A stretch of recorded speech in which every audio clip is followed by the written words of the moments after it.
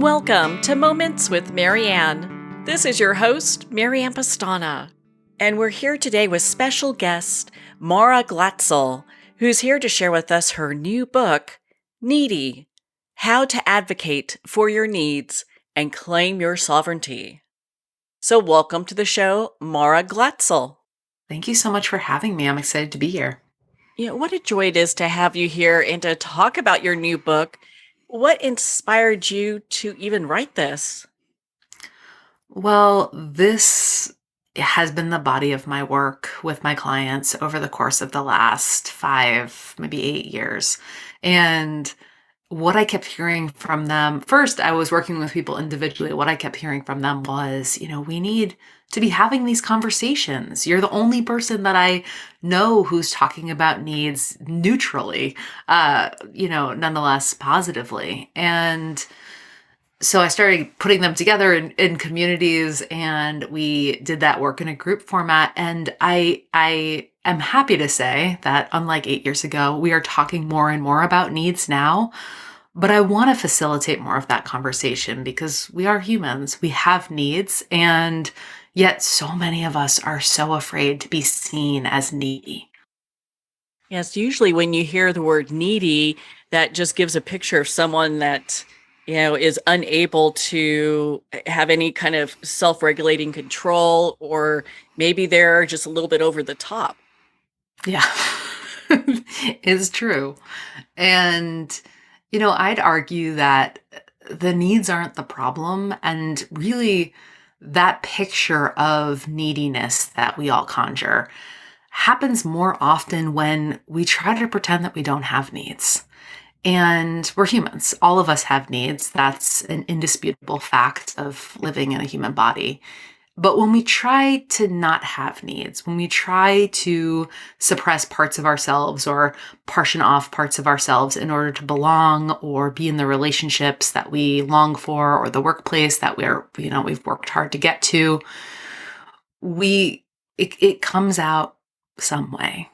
Right. And we try sometimes to offload those needs onto the people around us. We hope that they'll just know what we need, that they'll be able to read our minds, or worse, that because they don't just seem to just know, and they don't just give us what we need, that maybe we don't deserve what we need anyway. And we get into this mess of not having our needs met and feeling them kind of bubble up inside of us. And that's not really about the needs. It's about how we've been conditioned not to have them. And the more that we're able to embrace our needs and have a working understanding of what is even possible to need, then the more often we're going to get our needs met and the less kind of quote unquote needy we're going to be. Do you feel that people often marginalize their own needs because not only is it they don't want to appear needy, but it seems like even though we talk a lot about self-care, it could seem like it's just too much. Yeah. And it can be, right? It can be overwhelming. Most of us are overcommitted in a multitude of directions. And so taking care of ourselves feels like just another thing on the bottom of a very, very long list. But I think that when we develop a working understanding of what we need, we are able to care for ourselves in ways that's far more satisfying than we may be otherwise. Because without needs, what is that care really doing? Right? We may have found a list of things to do to care for ourselves, or we may have heard of a really good idea or listened to a podcast, and we're trying to replicate somebody else's process. That version of self-care is prescriptive and not responsive. When you are in relationship with yourself, when you are in dialogue with what you need, which is another way of saying what you require in order to exist and in order to thrive, when you're in relationship with yourself in that way, then you're able to care for yourself based on the data that you're receiving about what you require in the context of that moment of your life. And your self-care is that much more satisfying because it meets that specific need versus being this overarching Band-Aid. So often I hear from people that they're doing all of the things, I'm air quotes, doing all of the things, but they don't feel relief. They don't feel satisfied. They don't feel as though the self-care that they're working with is working for them. And so they want to just throw the whole thing away and move on to the next thing on their list. And so I think that when we slow down enough to build that relationship with ourselves and to really have a better understanding of what we need, we are able to care for ourselves in ways that's far more effective and far more satisfying. So, when we start, do we make a list of our needs and wants by what's most important? I think that the best place to start is to develop a practice of asking yourself what you need in the morning of every day.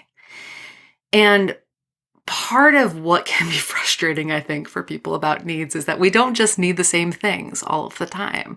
We are humans in flux. Our needs relate to the circumstances of our lives, the circumstances of our experience in that moment in our physical body, the patterns that we've set up in our relationships.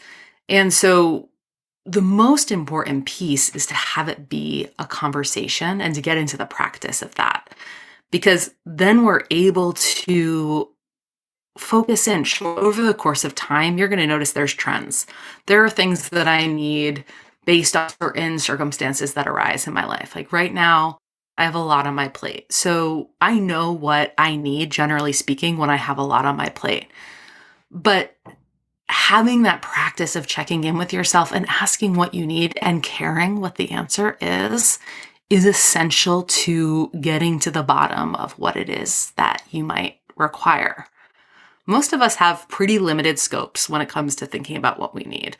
We might think about our physical needs and, I need food, I need water, I need rest, I need, I don't know, to move my body maybe. But we don't have an understanding of our emotional needs oftentimes, or our spiritual needs. And so this begins with a conversation with yourself. What do I need? What do I need? Genuinely asking, genuinely getting curious. And I do this in maybe 2 minutes in the morning. It's not, a huge, heavy morning practice, but getting into the routine of checking in with yourself before you check in with your to-do list will help you to have more data about how to care for yourself in that way. I love that. It really is kind of having it all open where we can look at all the different pieces that we need to accomplish or we're needing. Yeah, sometimes, and sometimes it's really simple. Sometimes like I need breakfast. Or I need to take a shower. I need to go for a walk outside in the fresh air. And sometimes it's going to be more complex. And I think one of the biggest mistakes that we make is that the moment we identify a need, we're supposed to be able to meet it. That really cuts off the conversation, because if we rightly know that we don't have the capacity to meet that need, say we have questions about whether or not our relationship is right for us. That's a big question. Or I might need more space, or I might need more physical closeness, or I might need whatever it might be. Things that are harder to ask for, we're allowed to have unmet needs that go on. And we can still be in that conversation even as we acknowledge, hey, I'm tracking that, it's on my radar, but I don't have the capacity to get into that right now. Or I don't feel brave enough to have that conversation. Or I'm not sure even what I want to do in that area of my life. So just because you identify a need doesn't mean you need to rush out and meet that need.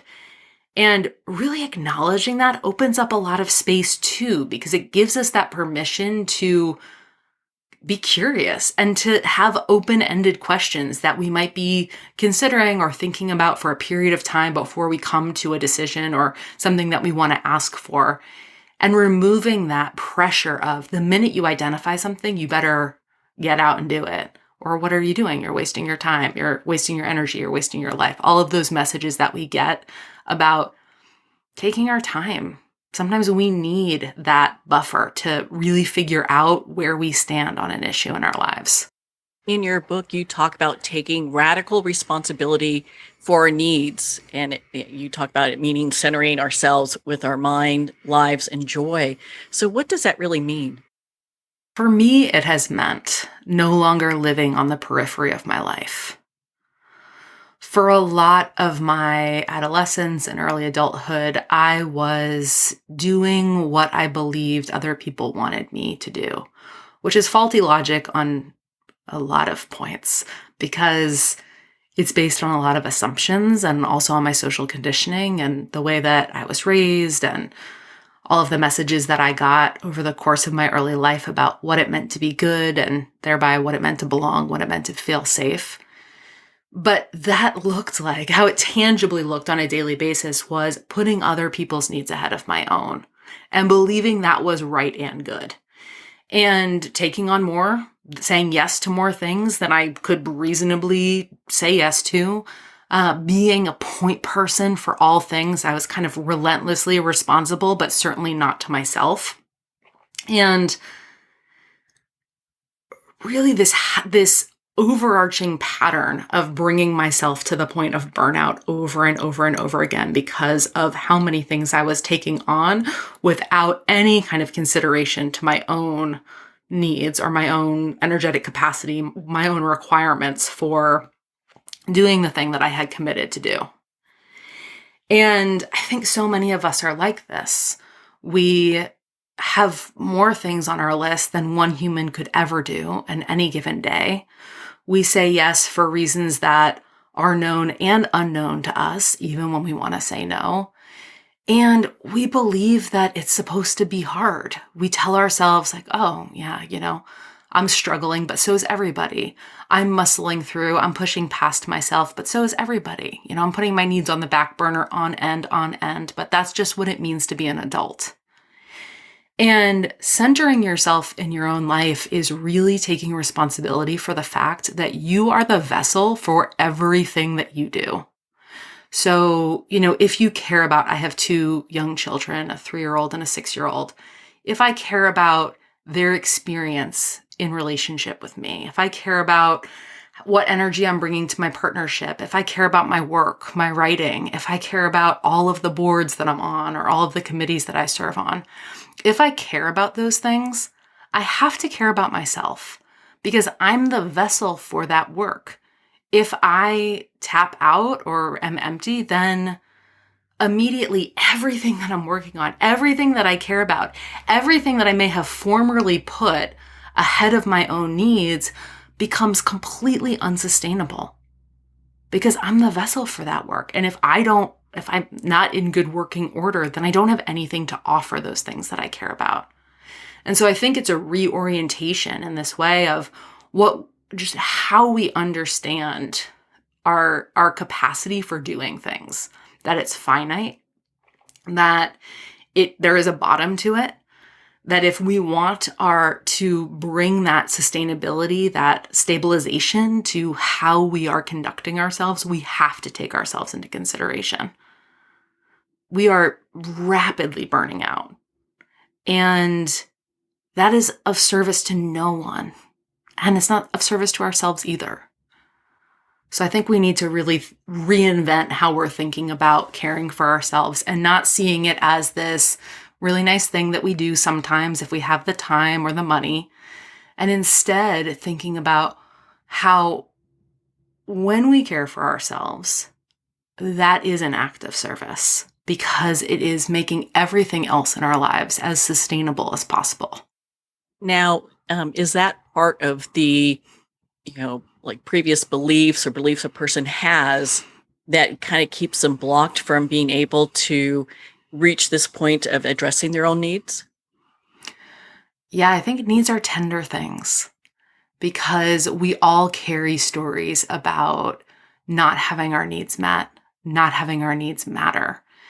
And it can be tricky to begin sifting through some of those stories as we are intentionally bringing our needs to the forefront of our lives, because it might feel there may be grief there for you. You may wonder, why weren't my needs met when I was a child?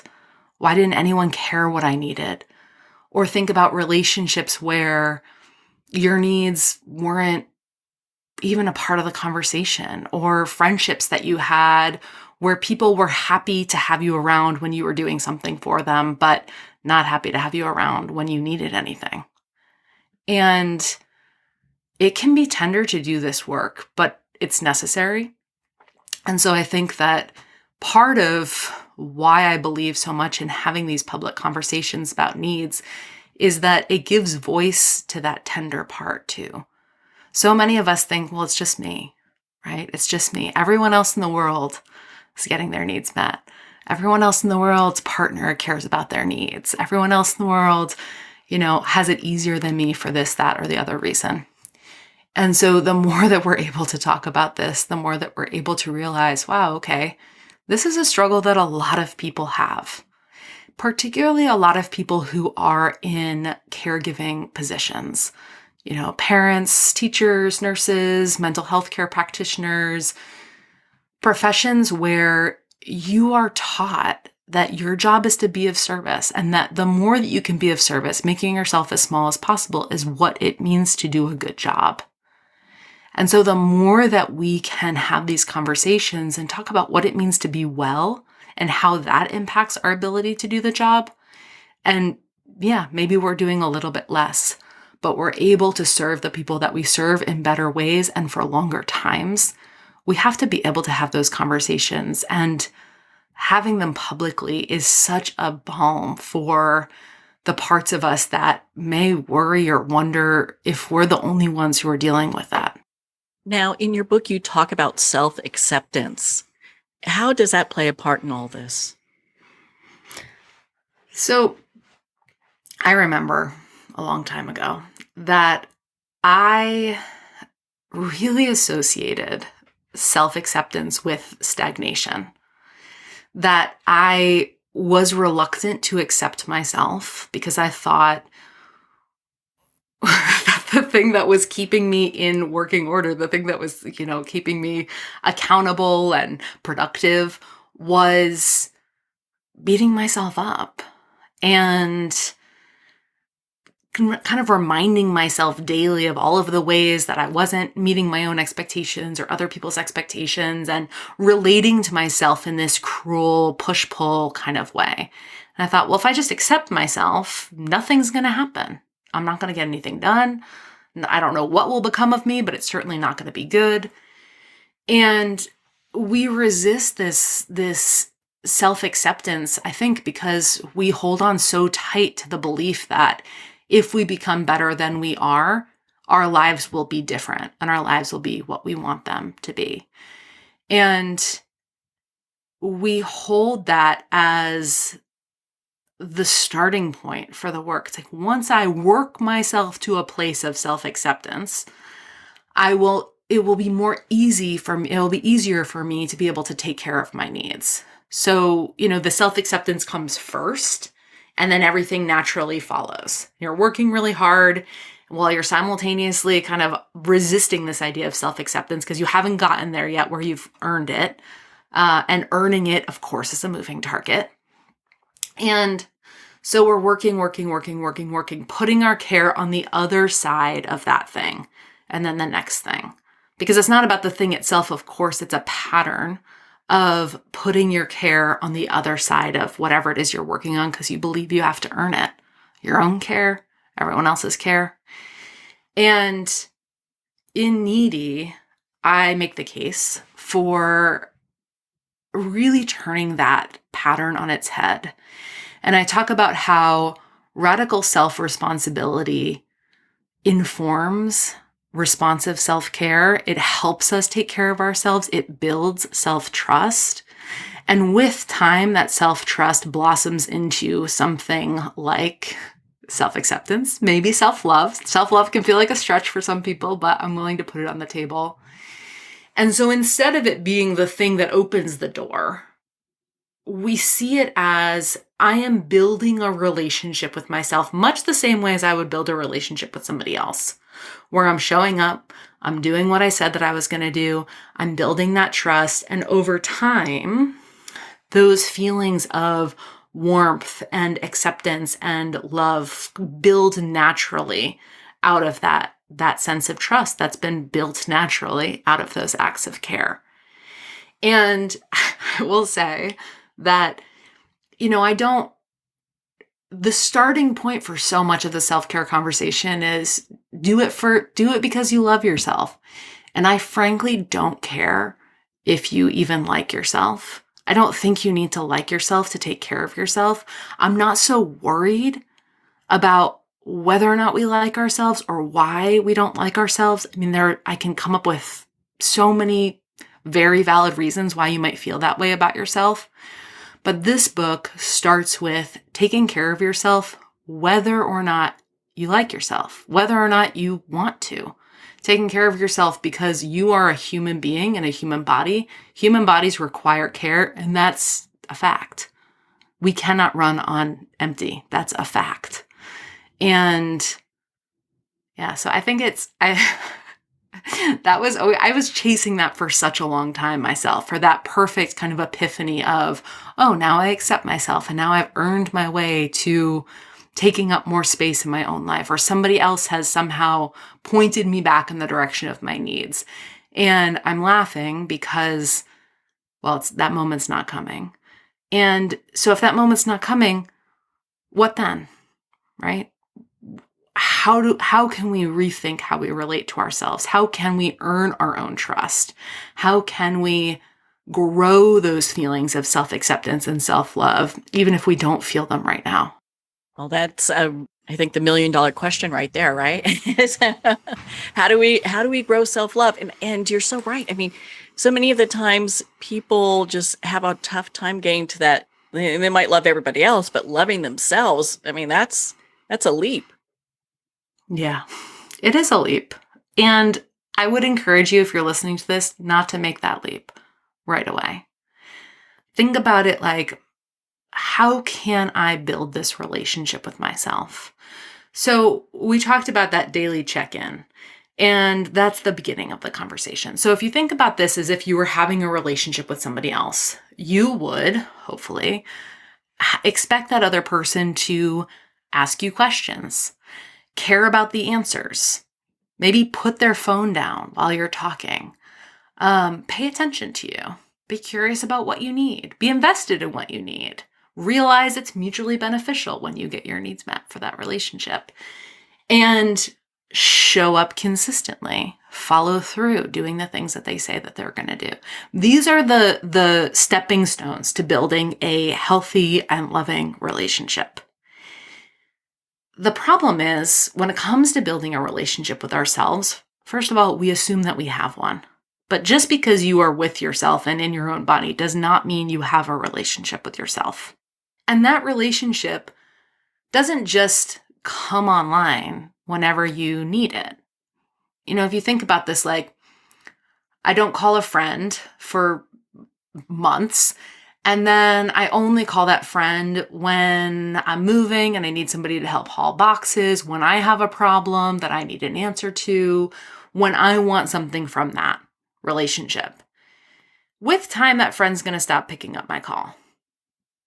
And for many of us, our bodies, our emotional selves have stopped picking up the call because we only show up to that relationship with ourselves to beat ourselves up for not being good enough, or we have complaints about our body, how it looks, or, oh, it's January 1st, it's resolution time, and, we haven't done anything. Now we have to kind of beat ourselves up to come up with these new resolutions to change ourselves in the new year. And so when we think about actually building a relationship with ourselves, it takes time, and it takes intention, and it takes attention. It takes asking yourself how you're doing and genuinely caring what the answer is. It takes being willing to change the course of your day based on your physical or lived experience. It requires flexibility. It requires really believing that you're allowed to put yourself on your own calendar very tangibly. And that relationship is built rebuilt. That trust is rebuilt over the course of time. And so I think there are a lot of reasons why we don't trust ourselves. There's a lot of reasons why the relationship that we have with ourselves is fractured. And all of those are very important to get into, but they're not prerequisites for taking better care of yourself. And that's the most important point, because digging into the past hurts that you carry requires energy. And in order for you to have energy, in order for you to have stamina, you have to have some of your basic physical needs met. And so if we stop thinking about, I'm going to pour myself a glass of water after I figure out all of the reasons why it's so hard for me to remember to drink water every day, and just get up, walk over, and pour ourselves a glass of water. We can do both things, but we don't have to figure it all out before we start taking care of ourselves. What do you find are some of the common needs that people really tend to ask for?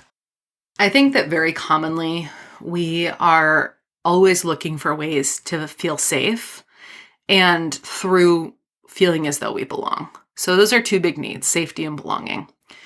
And we, generally speaking, this is where we get tangled up, because we need other things too. We need sustenance, we need rest, we need hydration, we need to move our bodies.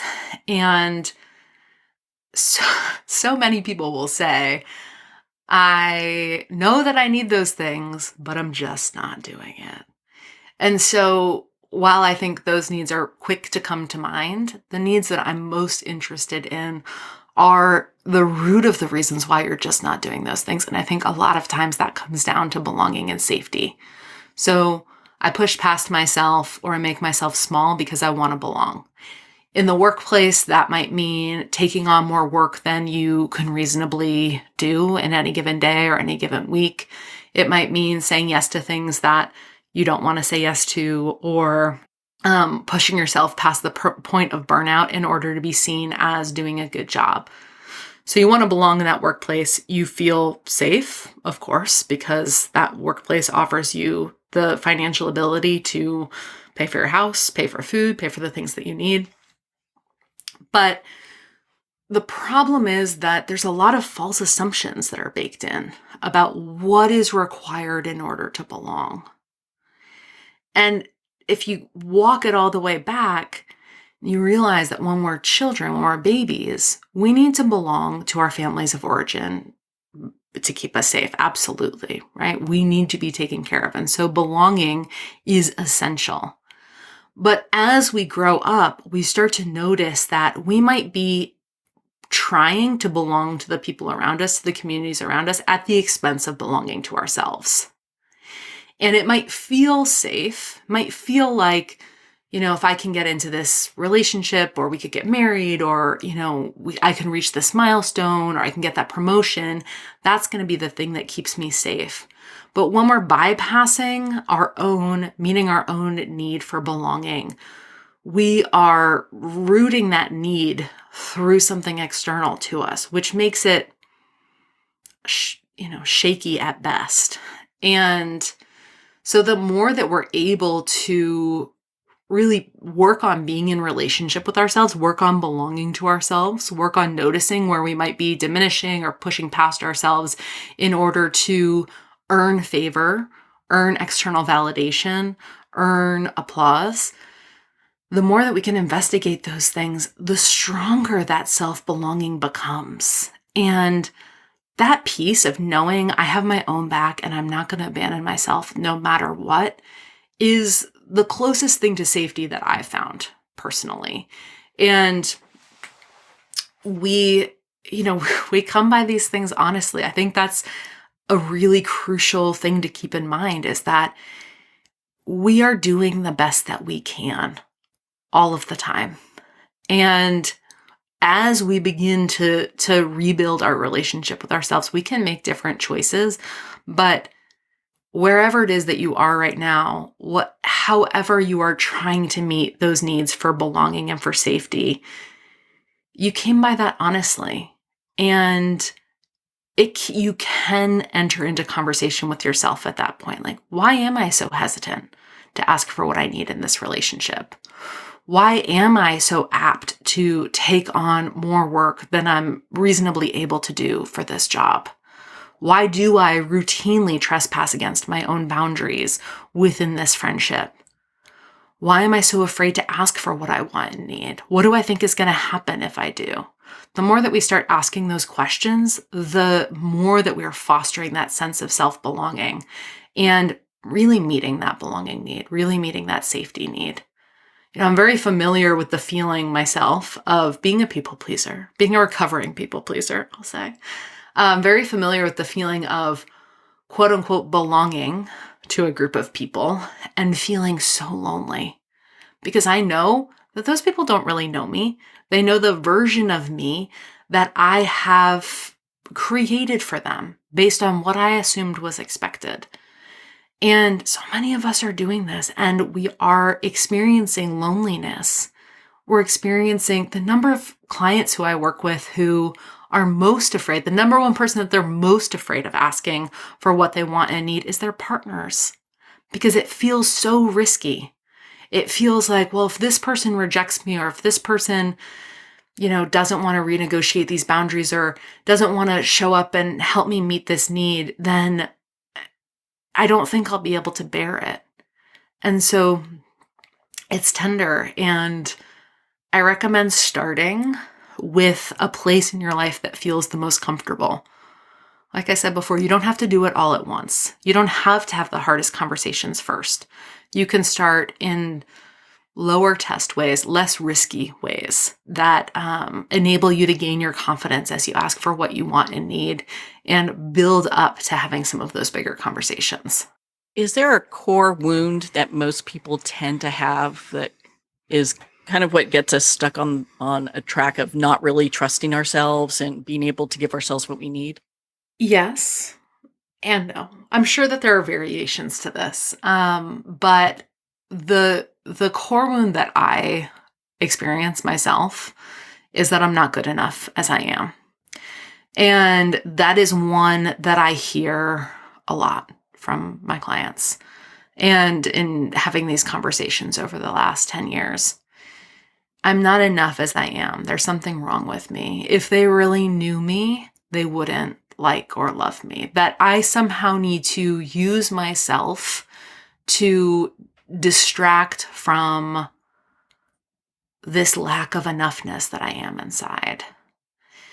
And interestingly, that lack of enoughness is often paired up with a too muchness. So I'm not enough in a multitude of ways. And because I am deeply concerned with being found out for not being enough, I become too much, right? I'm too needy. I have too many feelings. I'm too fragile. I ask for too much. My expectations are too high. And so you're caught in this push and pull of knowing on some level that you're not good enough and knowing on some level that you're also way too much. And I think our needs get stuck in there because we push them aside so that we can prove how competent and good we are, how lovable we are, how much we deserve to belong. And they get suppressed because we think those are the things that, make us unlovable. That's like just tips the scale. It's one too many things.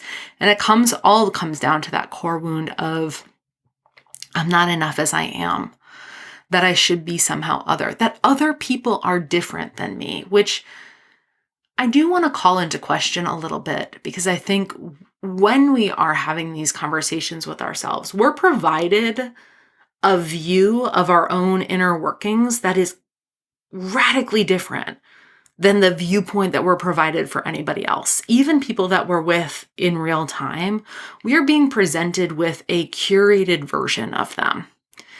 We are comparing our insides to somebody else's outsides all of the time. And beyond just not being our business, frankly, how anybody else is, it's not it's not a working equation. It doesn't, we are inevitably going to be so much messier by our own estimation than we see other people, because we have that curtain pulled back and we get to where the, version of us that's sleeping on the floor, the version of us that's or crying on the floor, the version of us that's overdrawn our bank account, the version of us that yelled at our child or didn't do that thing or did something, horribly disappointing. And so when we hold that core wound of not enoughness, it is fed by that bit of believing like I am, just not as good as the other people in my life. And part of the reason that I wrote this book was to give voice to the fact that we're all human. We all make mistakes, multitude of mistakes. Whether or not you believe that somebody else makes mistakes, they do. And we also aren't privy to somebody else's inner working. I work with many people who on the outside are phenomenally competent, brilliant, celebrated, wonderful humans who are doing great work in the world. And because I work with them one-on-one, I'm able to know that we all carry these questions. We all carry this wondering of, if they really knew me, would they like me? Is it safe for me to be who and how I am? And so we diminish our needs to keep ourselves safe in that way, to not show our hand, to not be vulnerable in other people's presence, to not give them further evidence to see us as we believe ourselves to be, which is not enough. Do you feel that most of us really need to work on setting effective boundaries to get to this place where we're really focusing on ourselves? Yes. Yeah. I would be hard pressed to meet one person who I didn't think could use more boundaries.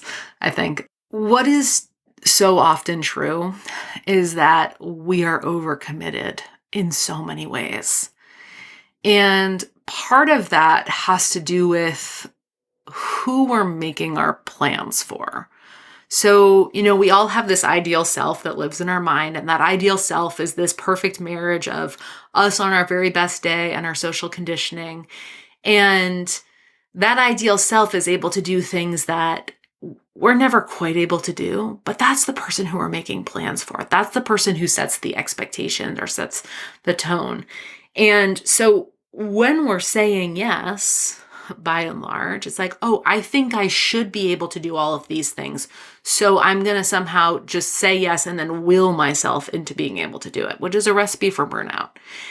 And so when it comes to taking up more space in your life, it's really important to realize that when you say no to something that you are not actually able to do, you're going to be able to say yes to yourself more and more and more often.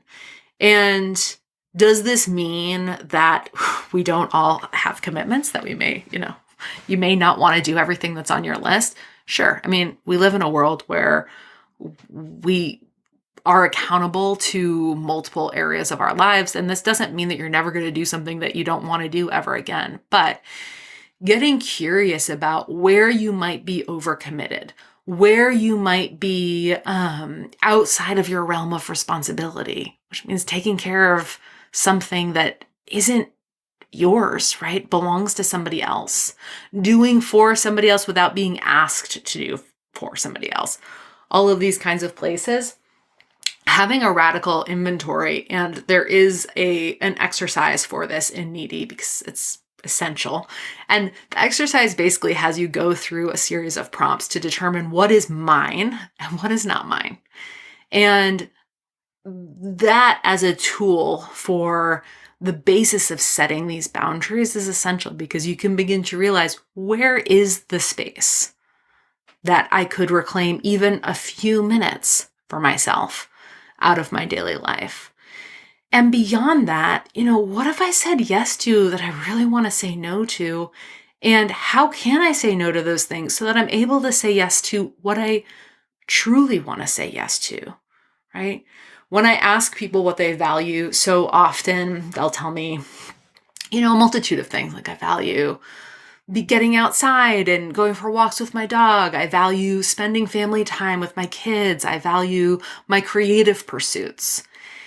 But then when I ask them to look at their calendar from last month to see if those values are reflected in how they've been spending their time, the answer is usually some very uncomfortable crickets. Now, of course, we don't put everything in our calendars, but the fact remains that for many of us, we're overextended, but not in a direction of what we value, not in a direction of working towards building a world that we want to be a part of, not in a direction towards what is most important to us, or at least what we say is most important to us.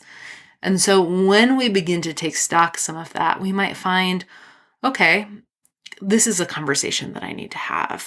I'm actually not able to serve on that board anymore, or I'm unable to buy any more books, or listen to any more podcasts until I've, moved through this, that, or the other thing. Those boundaries that support us in being where we are, even if just for a few minutes before running to the next thing, can help us to start having the space for these conversations and the space for beginning to meet our needs. Do you feel that many people are just confused about what unconditional self-love means for them? Yeah, absolutely. I think that we are sold an image of unconditional self-love that's kind of like a blanket that covers up everything that we don't want to look at. Sort of like everything's okay. Doesn't matter. Everything you do is perfect. Don't worry. And the kind of self-love that I'm talking about in this book is brave love. It's being willing to stay in the conversation and not abandoning yourself when you fail, because you will, when you disappoint yourself, because you will, when you let yourself down, because you will. And instead of this like hearts and roses sort of everything is perfect on this, in this arena of self-love, it's a willingness to stay with yourself no matter what is going on, and a willingness to remain by your own side. And that takes a different set of tools. I mean, I think that the kind of self-love that we talk about by and large just doesn't ring true for people, which is why they're suspicious of it. And so if instead we can talk about lending ourselves the compassion, the benefit of the doubt, the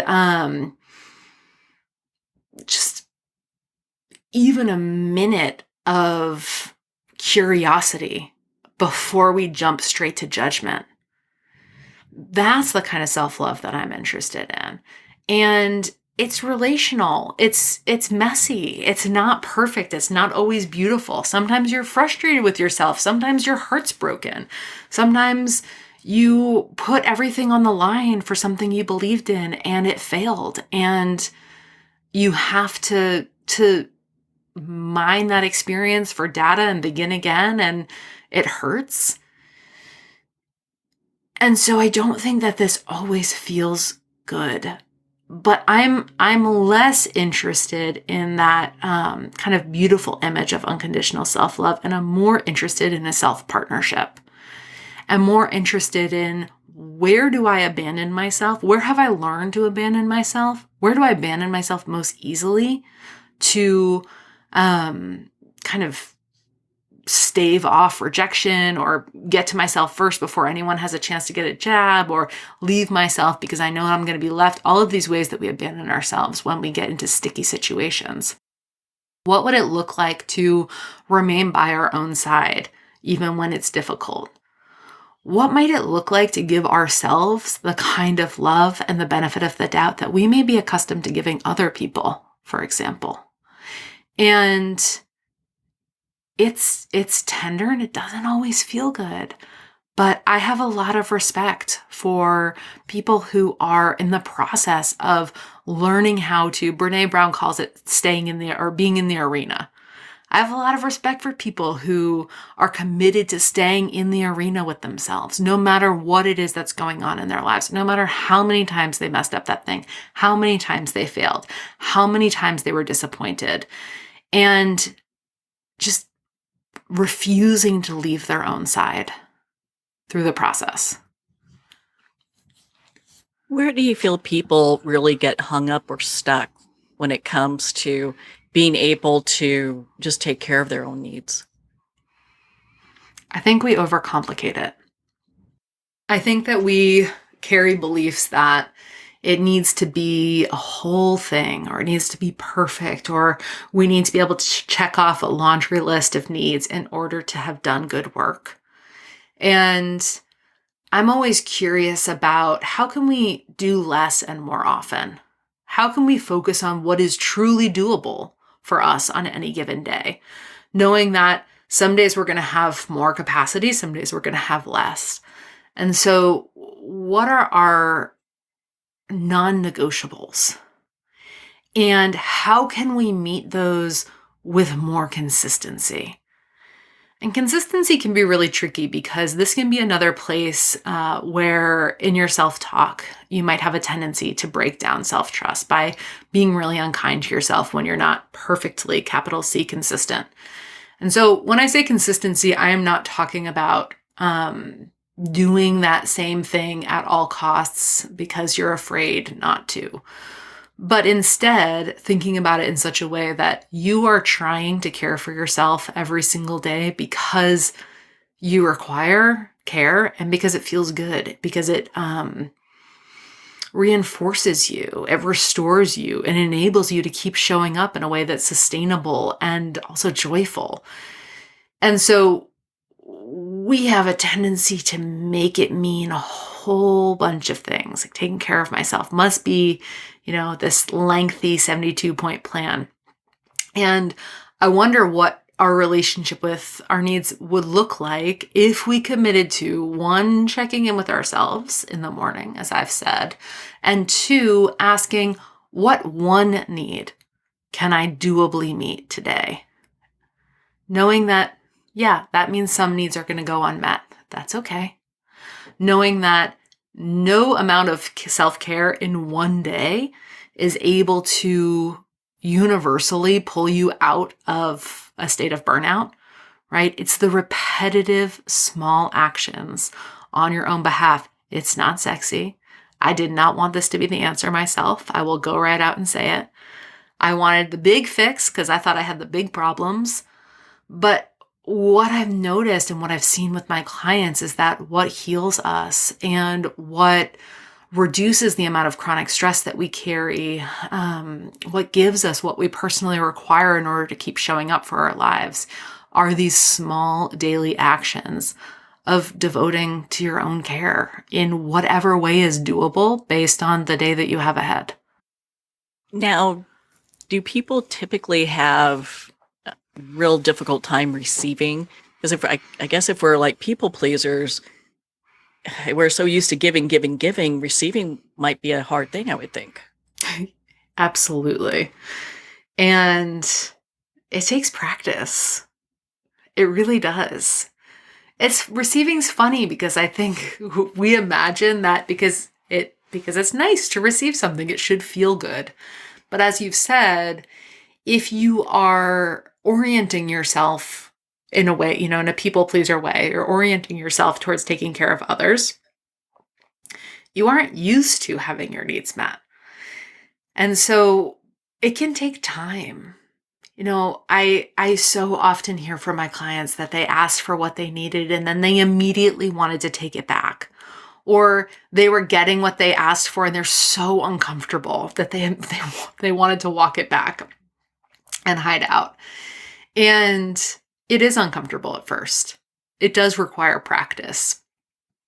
Part of this is because we haven't maybe received much in our lives, or we have received conditionally, where we've known that whatever it is that we say yes to, whatever it is that we accept, we're going to be call to pay back at some point. We're wary about that. So it takes practice, and it takes being willing to be with your own discomfort in service to what it is that you want and need. And it's not uncomfortable forever.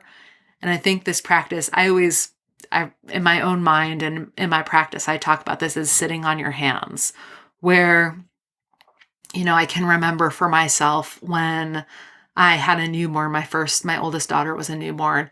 I just remember needing my partner to do something, and I had to wake them up, and it was the middle of the night, and I was already awake, but I was just so tired. I had been up for so many hours, and the baby didn't need anything from me. And so, I woke my partner up, and I was just lying in bed, literally laying on my hands tucked underneath my legs, just lying in bed thinking, well, why did I ask for that? I'm awake now because I feel so uncomfortable. Why did I ask for that?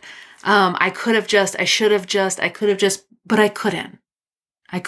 And it was right for me to ask for what I needed. And feeling uncomfortable doesn't mean it wasn't right to ask for what I needed. And with time, asking becomes more and more comfortable. You're able to see the benefit on your own life, the benefit on your relationships when you welcome yourself into them. And it takes practice. But what is essential is that we don't read the presence of our own discomfort as meaning we should back it up and take it back and never ask for what we need again, right? Instead, I would be curious to ask, what do I need when I'm uncomfortable? It's okay to feel uncomfortable. You're going to feel uncomfortable when you're doing this work much of the time. So what do I need when I'm uncomfortable? What soothes me? What holds me? What reminds me that it's okay to have needs, that it's okay to ask for my needs to be met? So, long answer, but yes, absolutely receiving is uncomfortable. Well, Mara, where can our listeners connect with you and be part of your community? Yeah, well, I love to hang out on Instagram. You can find me at Mara Glatzel. And if you want to sign up for my newsletter, I have a quiz. What do you need? You can find that over at maraglatzel.com. And if you want to know more about the book, Needy, you can find that at maraglatzel.com/book. Well, Mara, thank you so much for taking the time to be on the show with us here today. Thanks for having me. It was great to be here. Well, thank you, Mara. It's been such an honor to spend this time with you and to talk about your new book, Needy: How to Advocate for Your Needs and Claim Your Sovereignty. On that note, we're going to pause here for a quick moment, and we'll be right back after this message.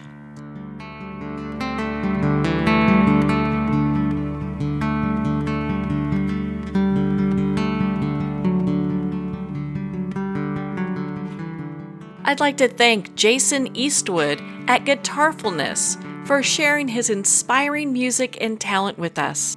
His music is known worldwide for cultivating atmospheres of harmony, inner peace, and clarity. Visit Jason's website at guitarfulness.com. Join his newsletter, be part of his community, and download his music.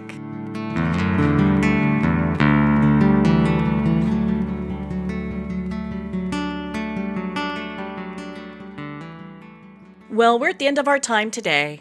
I'd like to thank everyone for tuning in.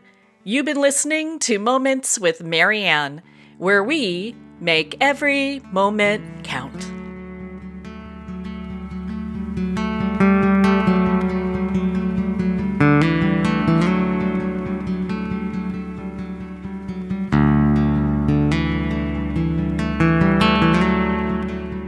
In a single moment, your life can change. Moments with Marianne is a transformative hour that covers an endless array of topics with the best of the best. Her guests are leaders in their fields, ranging from inspirational authors, top industry leaders, and business and spiritual entrepreneurs. Each guest is gifted and a true visionary, a recognized leader in her own work, and while teaching others to develop, refocus, and grow, Marianne will bring the best guest and sometimes a special surprise. Don't miss this. You never know just which moment will change your life forever. Make sure to tune in and visit momentswithmarianne.com for more information.